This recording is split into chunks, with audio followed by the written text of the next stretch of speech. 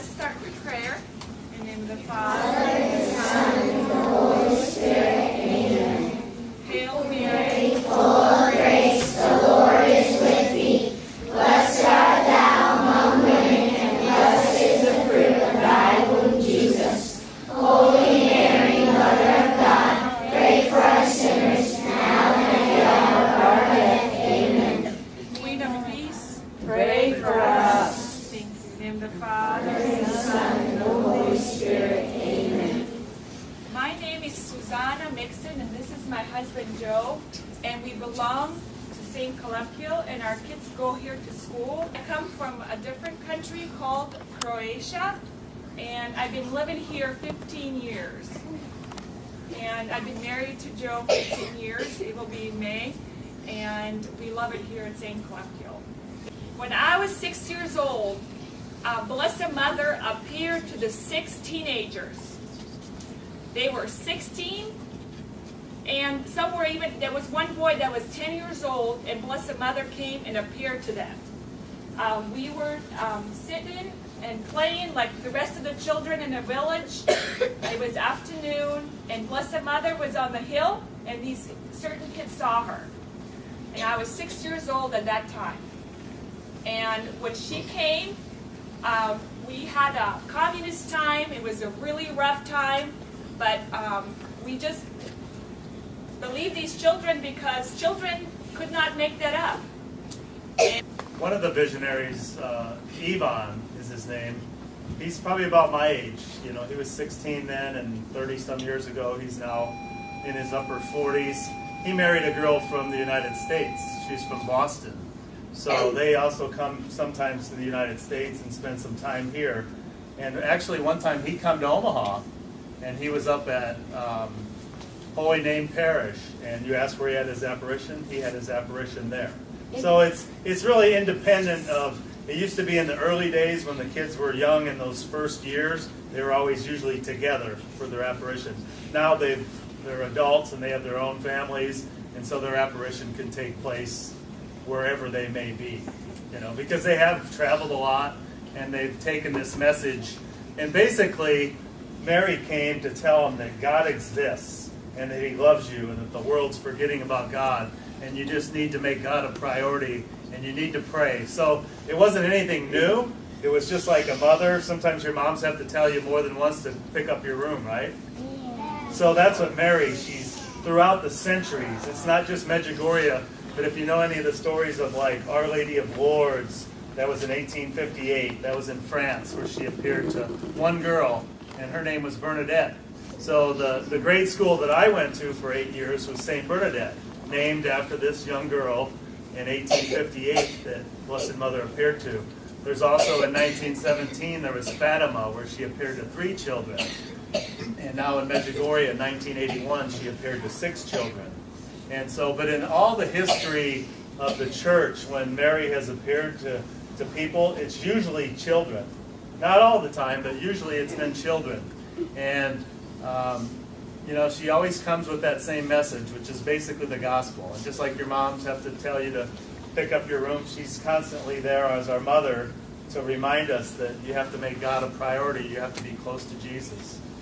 when Blessed Mother talks to them, she always says, "Dear children." She doesn't nod, they're grown and everything. But theme of her message are broken into main themes.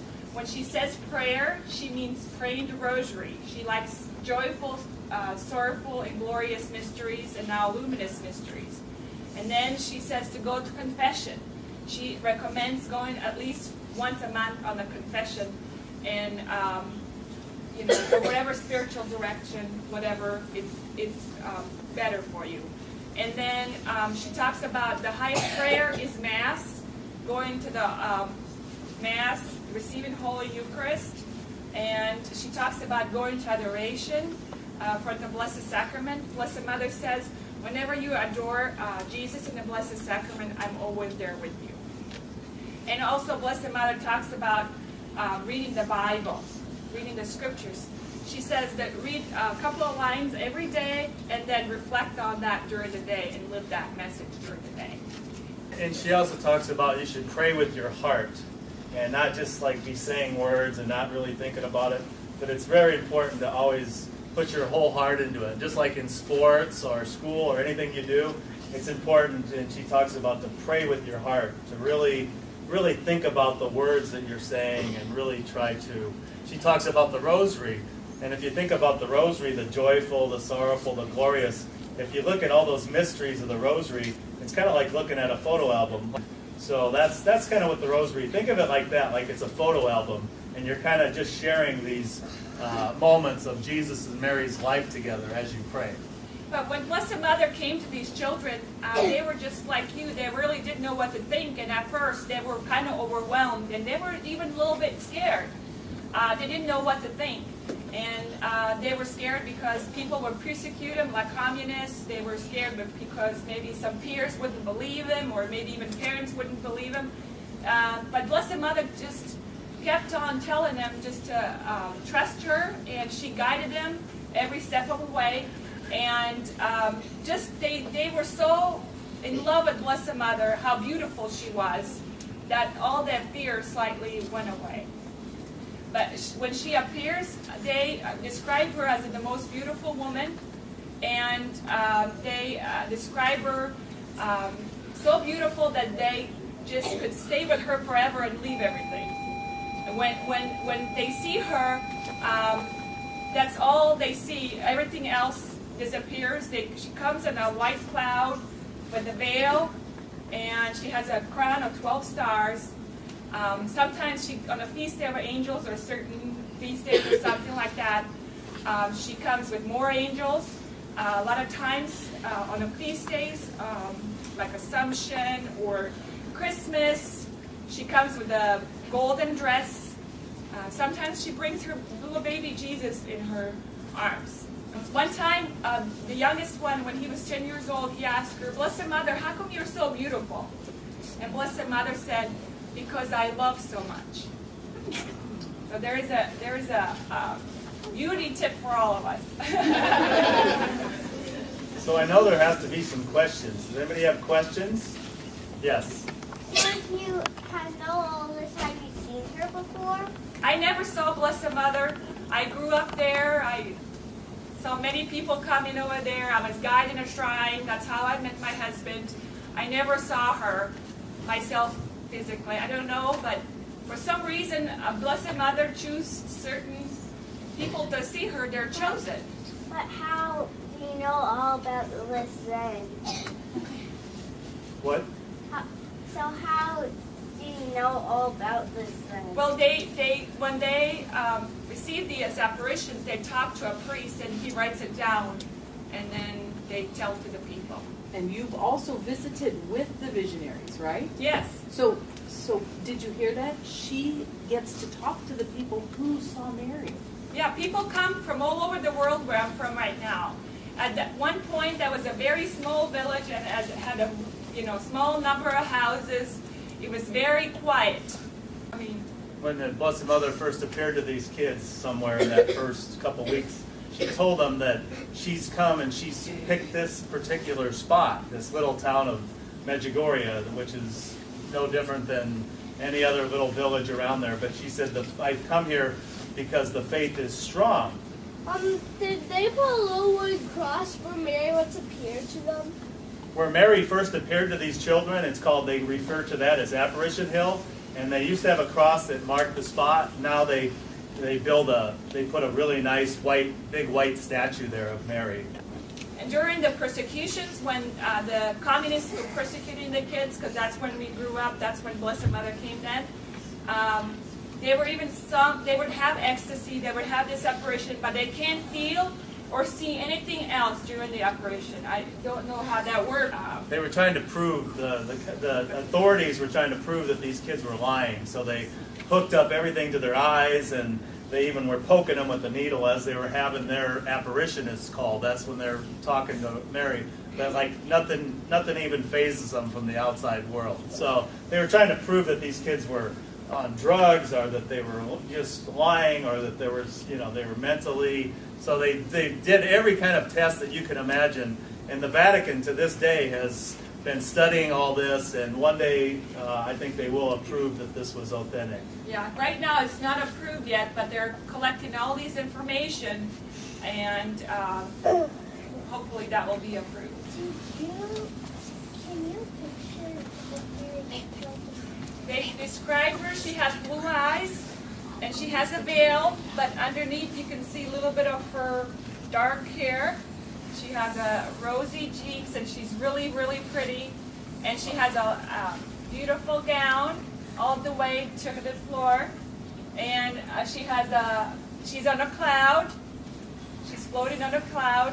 When she appears, she comes out a light.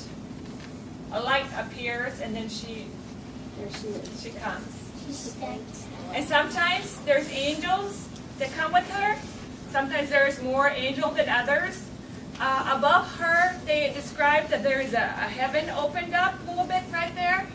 And other angels are peeking out and looking at Blessed Mother. And before she's going to return, the angels are very excited. They are so excited because know that she's coming back.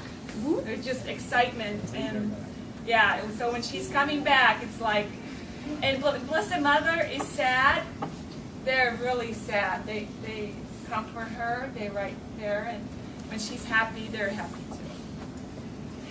When you were 6 and she first appeared, and so for years after that, did you ever see them when they were envisioning Mary? I was there the first day. You were there the first day she The appeared? first day. Wow. Yeah, it's a pretty amazing. Go ahead. Did you see her? I never saw Blessed Mother. I never saw her. Those 6 were chosen for some specific Blessed reason. Mother they asked Blessed Mother, why did you choose us? And she said, I didn't necessarily choose the best. That's what she said. You went to Medjugorje because you heard of the apparitions and I've always heard about Medjugorje. I think maybe when I was a senior in high school I heard about it. My mom told me, and I just always believed it. And I had some relatives, some cousins and friends of my mom who they went to Medjugorje and they came back, and I was always excited to hear their stories and how their rosaries turned to gold. And so then I started going in the mornings when I was in college. When I'd come home and be home for the weekend, I'd maybe go on Monday morning and pray the rosary with these women. And then one day, it was 1992, so that's been over 20 years ago. I went to hear somebody talk about Medjugorje, and I just decided I had to go. And I think when we leave later this month, it'll be my 18th trip there.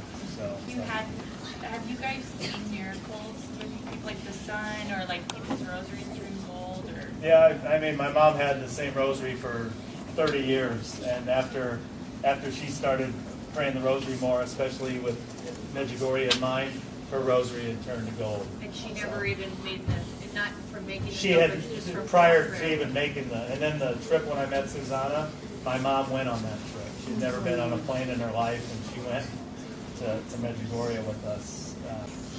Here's my opinion on that, these little graces that she gives. It's just to strengthen your faith a little bit. You know, it's kind of like candy almost. It's not going to satisfy you forever. Eventually, you got to come to the realization that what she's actually saying is nothing new. It's that you got to make God a priority in your life. You got to pray. You got to read Scripture. It's like the meat and potatoes is what the core of that message is.